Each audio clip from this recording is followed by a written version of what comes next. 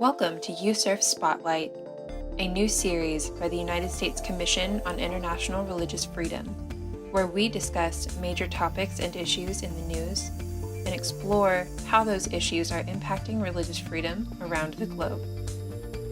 Here is USCIRF Director of Outreach and Policy, Dwight Bashir, leading this week's discussion.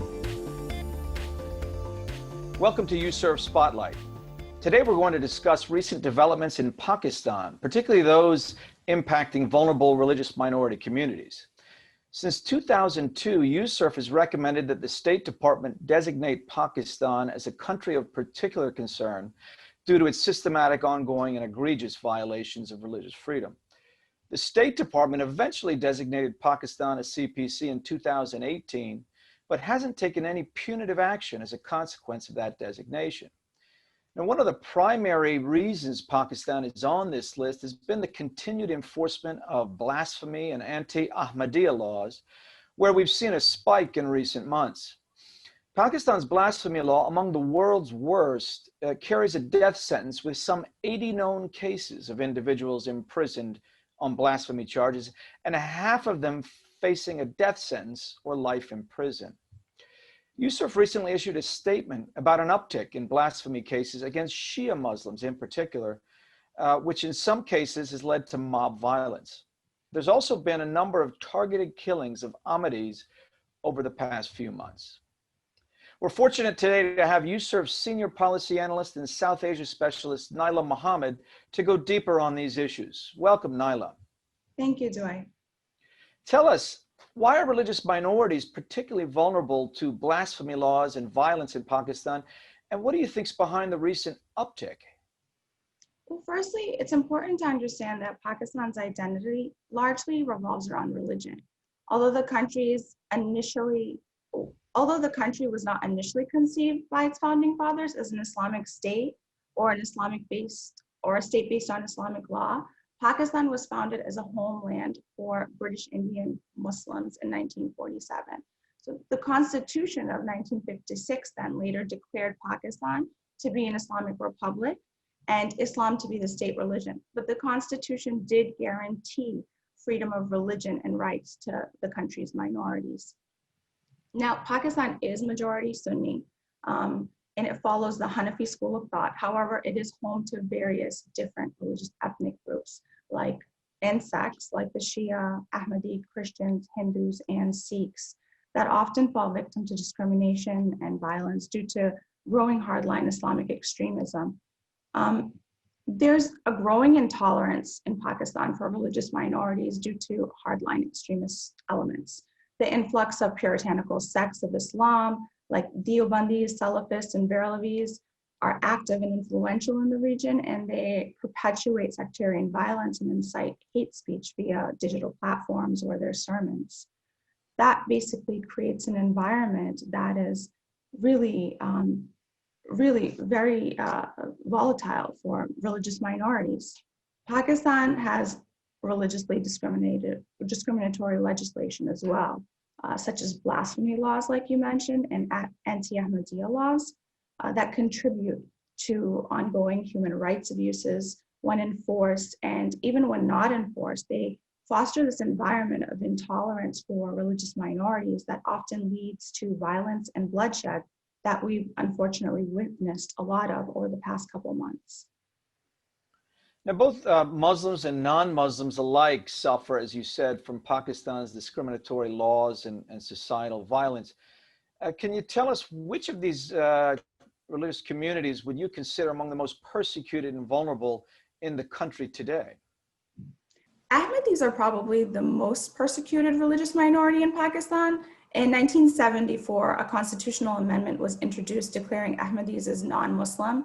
And then in 1984, an ordinance was put into effect that made it a criminal offense for Ahmadis to call themselves Muslims. However, this becomes problematic because Ahmadis self-identify as Muslim and believe their leader, Mirza Ghulam Ahmad, to be the Messiah prophesied in Islam.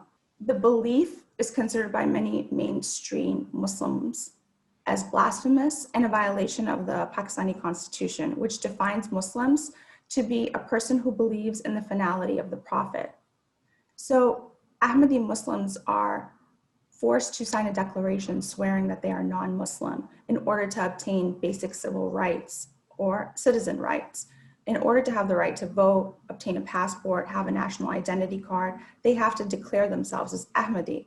And they can be, penalized for not doing so or posing as Muslim.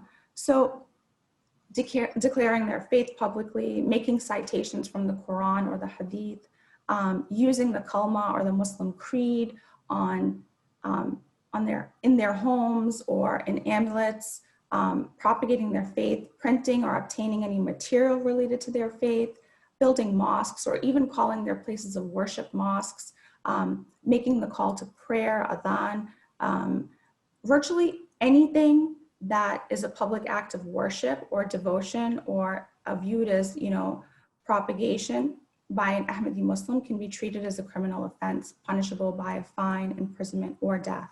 Well, there's been a series of targeted killings of Ahmadis over the past few months as we've been watching, including an American citizen who was shot and killed in a courtroom recently. What can you tell us about some of these cases and explain what we're witnessing with this worrying pattern of violence happening in different parts of the country targeting Ahmadis? It is worrisome. Over the past 4 months, there have been 4 targeted killings of individuals associated with the Ahmadi community, particularly in Khyber Pakhtunkhwa province. In July, we had Tahir Nasim, an American citizen with mental health issues, who was shot several times in front of authorities in the Peshawar courtroom while awaiting his trial. In August, we had a 61-year-old man who was killed outside of his medical store in Peshawar. In October, a 56-year-old man named Naimuddin Khatak, a professor, was killed by unidentified gunmen. And this month, just last week actually, an 82-year-old man, Mahbub Khan, was killed waiting for his bus. And this is alarming because the population of Ahmadis in Khyber Pakhtunkhwa is already so significantly small because they are susceptible to harassment and discrimination. So these victims are sought out, lured in, and hunted down by people without fear of repercussions from authorities. Where there have been some recent incidents also of Shia Muslims being targeted. Is there anything in particular about this region or this location as to why the Shia community have been singled out recently as well? So Khyber Pakhtunkhwa province may be more volatile due to the socioeconomic factors like low literacy rates and Islamic militant presence propagating intolerance in an already conservative region that borders war-torn Afghanistan. But Khyber Pakhtunkhwa province is home to a small and significant population of Shia Muslims that are indigenous to that area. So they've lived there for time immemorable. A significant number of Shias have lived in Peshawar, Kohat, Hangu, Dar es Khan, and areas in the former federally administered tribal areas like Korma and Orgzai. The 2 recent blasphemy cases involving Shia Muslim minorities that led to vigilante violence in Khyber Pakhtunkhwa is concerning because it shows the growing lack of tolerance for any belief other than mainstream Sunni Islam and the heightened influence of extremist factions and ideology in the region. So I do have to say though, it's not just Khyber Pakhtunkhwa. Pakistan overall has seen a sharp increase in blasphemy cases targeting Shia Muslims. The Human Rights Commission Pakistan, HRCP, reported 40 blasphemy cases in August alone where Shias were targeted. You know, you mentioned that the situation for blasphemy cases and so on, it's not new. We may have seen a spike, but you know, considering the complexity and intractability of these issues, particularly blasphemy cases, what, in your view, can the Pakistani government do to address these growing concerns, or is Imran Khan's government part of the problem? That's the first part of my question. And the second part would be, you know, what then could the U.S. government and larger international community do to push for genuine and measurable reforms by the Pakistani government to address these blasphemy laws and other sectarian violence in the country?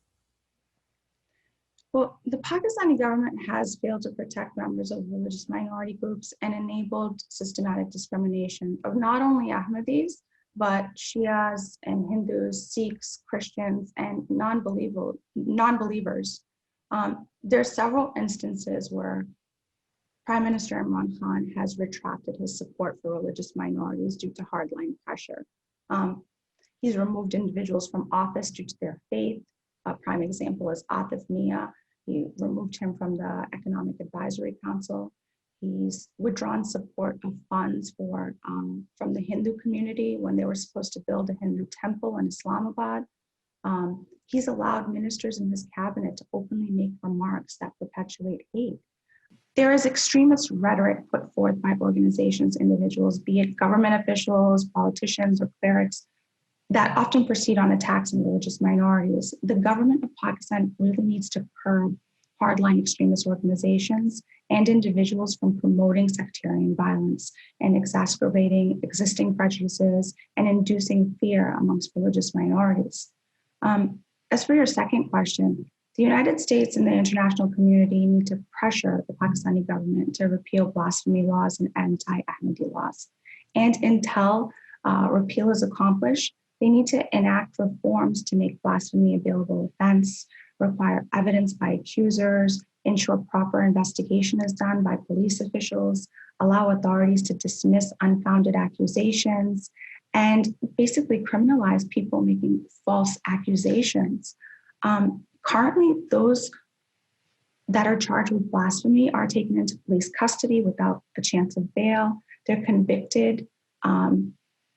If they are convicted, they can face fines, imprisonment, and even the death penalty under Pakistan's penal code. Legal representation for those individuals charged is even hard to obtain due to the sensitivity of the matter and the dangers involved in representing blasphemy cases. Those willing to defend individuals accused of blasphemy have been targeted, threatened, and even killed. I mean, we've seen that in the case of Salman Taseer, and Asia Bibi's lawyer, Saiful Malik, was continuously threatened. There needs to be access to justice for those who are accused of blasphemy, and more of a push on the Pakistani government to repeal these laws. Well, thank you so much. And we'll have to leave it right there. I want to thank USCIRF Senior Policy Analyst for South Asia, Niala Mohammad, for her insights today. And you can find more information about USCIRF's work on Pakistan on our website at www.uscirf.gov. And look out for a new report we'll be releasing soon on blasphemy laws globally, which will also put a spotlight on what's going on in Pakistan today. Thanks for tuning in, and we'll see you next time on USCIRF Spotlight.